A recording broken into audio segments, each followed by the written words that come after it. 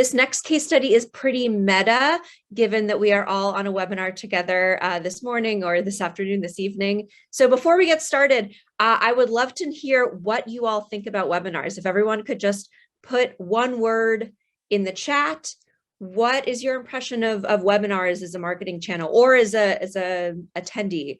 Are you tired of them? Do you love them? Do you think they're simple? Do you think they're played out? Do you think they're awesome? Yep, there we go. Yep. So far we've got, someone says it depends, which I love a nuanced answer.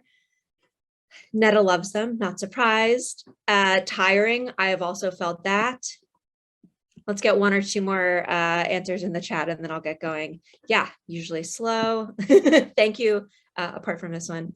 Great. Yeah. So we have a range of responses and I want to thank everyone for being candid, usually slow, unclear about the ROI, et cetera, et cetera. I can be totally honest and tell all of you, I have felt all of these things about webinars, especially since 2020. Since 2020, I have hosted, produced, or attended somewhere in the like 30 to 40 range. And really at the end of the day, I have both had some Zoom fatigue, but my ultimate impression of webinars is they're still really effective. In most cases done well. So today we're going to share a case study, another story about a webinar that we worked on with a client that went particularly well. And we want to show you the playbook and then show you how you can replicate it. So before we get into the exact story, I want to give you kind of the key points about why webinars still win. So before we get into these, I want to say flat out, webinars are not a replacement for in-person events at this point in the game, and you should not think about them this way. We have been seeing in our client base a hunger for in-person events that is only going to be fulfilled through in-person events. So when we talk about webinars today, we're not talking about them as a replacement, we're talking about them as their own channel. So why do we love them? And especially in comparison to in-person events, it's a really short time to results, right? You can put a really stellar webinar together in just a few weeks. If pushed, you could probably do it in a week or two if you needed to, although we usually like to have at least a month. Low money investment, really you just need a Zoom subscription to get going. Maybe there's a couple other bells and whistles or tools and also staff time. But in comparison to something like a conference, it's a really low money investment. High demand volume. You might be thinking, well, but we all just said that we're tired and people don't want to go do webinars anymore. That can be true unless your webinar is actually really valuable. It's actually really answering a question that your audience has. So we see that there's still a high demand for webinars that are answering audience questions and giving that, like we are today, giving a small group setting to answers and topics that people are passionate about. I mean, after all, you all came today to this webinar. So there was something in your mind that thought, hey, I'm interested in this. I want to learn more. So the demand is still out there. And all of these factors together really create this situation where there's a high ROI. You're investing very little time, but if you can get the right audience talking about the right topic, you can really drive sales opportunities. You can get people in your network even more deeply than they were before. So let's dig into the story. All right. So this is one of my favorite webinars I've ever worked on. This was again for TrueAccord, which is a fintech scale up. And I will tell you right off the bat, there was nothing special about this webinar from like a technical standpoint. It was a Zoom webinar, much like the one we're on today, except, people didn't have their cameras on. And it was part of our $40 a month Zoom subscription. We had two guests. It was just a conversation between the CEO of TrueAccord and the vice president of Klarna talking. They were having a general conversation about the world of digital debt collection, specifically in the context of BNPL, which is buy now, pay later. You're probably familiar with, even if you're not in fintech, you might be familiar with Klarna, with Afterpay, et cetera, et cetera. So what were the results of this webinar? Let's look at it. We had over 700 people register from TrueAccord's network, 300 attendees, which is about a 40% attendance rate, which is great, comparatively speaking. We had about 15 sales opportunities come from this. And without giving away too much of the behind the scenes details, there were a number of deals closed for TrueAccord that we could directly tie back to someone having participated in the webinar and then continue to engage with us. So why did this work? Why did this very simple webinar work? First of all, it was an incredibly hot topic, right? So BNPL still, there's been some ups and downs in that field, but at the time, it was a huge hot topic in the industry. Klarna had tons of press, as you can see here, CNBC, Washington Post, Time Magazine, and we sort of were able to newsjack. I hope everyone is familiar with that term, but it's basically taking a current event topic and tying it to the kind of marketing you're putting out. So even if someone wasn't in the BNPL space, even if they didn't really care about that, they still saw the name, saw the topic, and it sort of sparked something in their brain to help them sign up. Also, why else was it hot? It was a hot company, a hot customer to be exact. So at the time, Klarna had just put out a Super Bowl ad with Maya Rudolph, if anyone remembers this. And they were getting, tons of headlines about being Europe's biggest fintech unicorn. And again, for a customer that is, maybe they're not in the BNPL space, but maybe they're thinking about working with TrueAccord on their debt collection strategy, Klarna, the bells are ringing, right? They've seen their name, they know they're big. It's, earned, they're helping TrueAccord's reputation. And finally, and this is an important piece, it wasn't just a hot customer, it was a happy customer. So Klarna was an incredibly big advocate for TrueAccord. This was around the time of the webinar. The CEO of TrueAccord, Ohad, got into a Twitter conversation with the CEO of Klarna. And, this is, again, one of those wonderful marketing moments.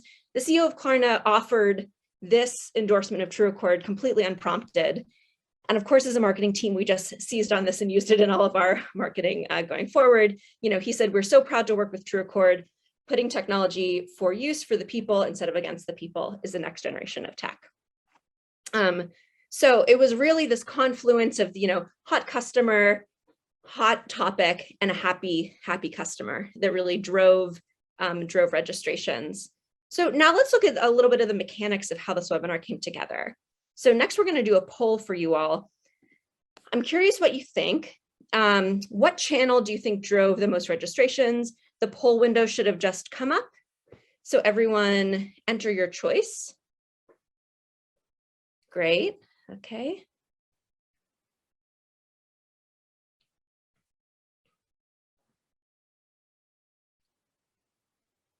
We'll give it one more minute. All right.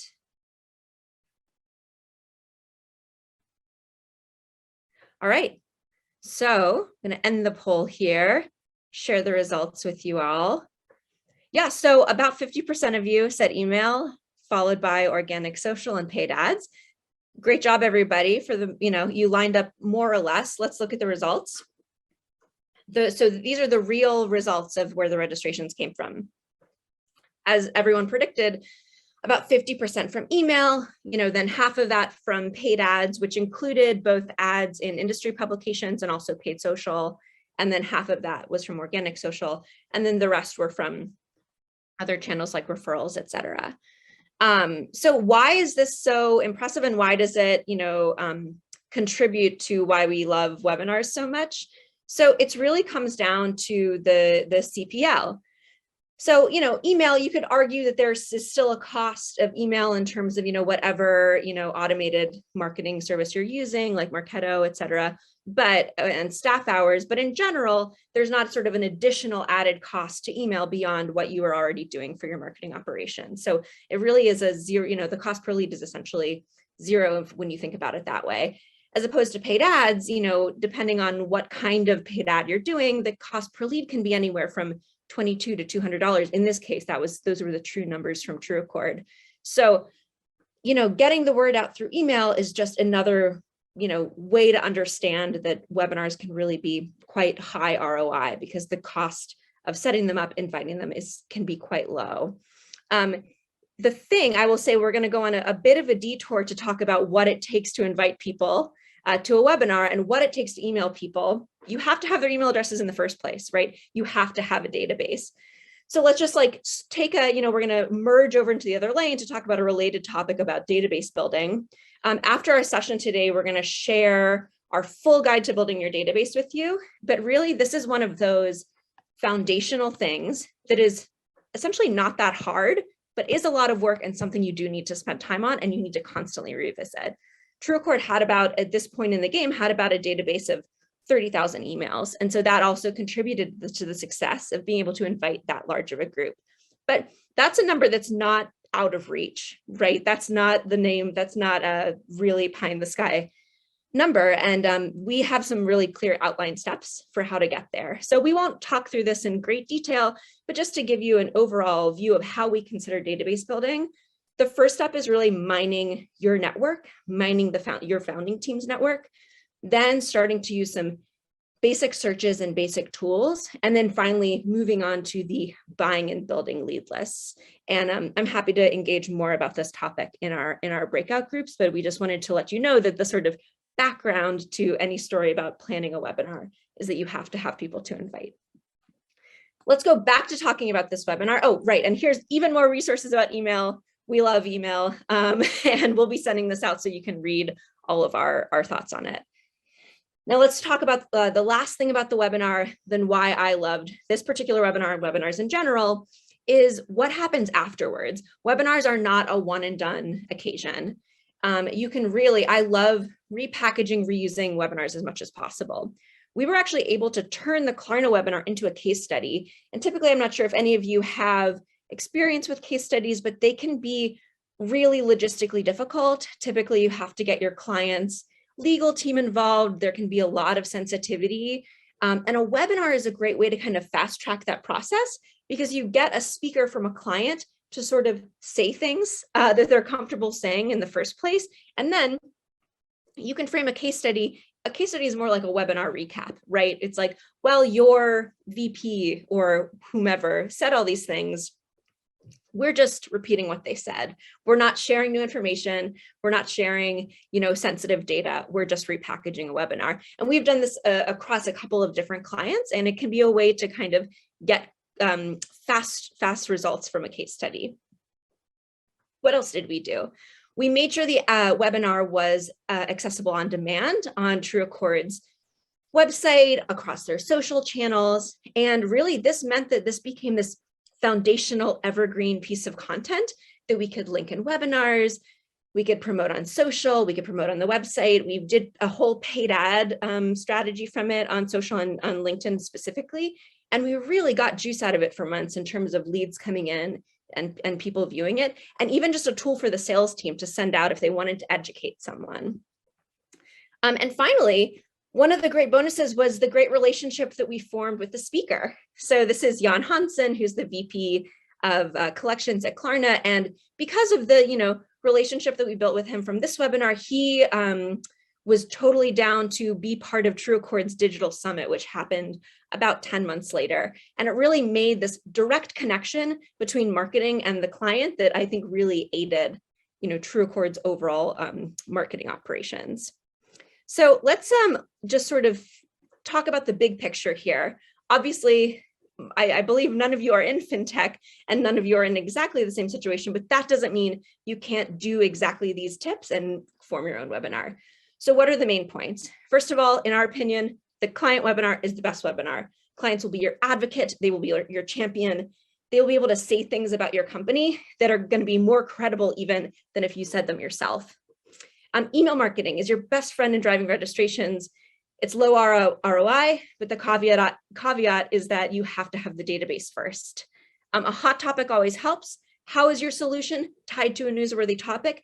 You'll drive many more registrations than you think you will otherwise if you have that connection. Also, webinar is a great fast track to creating a case study. And finally, webinars can be reused, repackaged, recycled. They are truly evergreen content that you can use for years or at least months to come.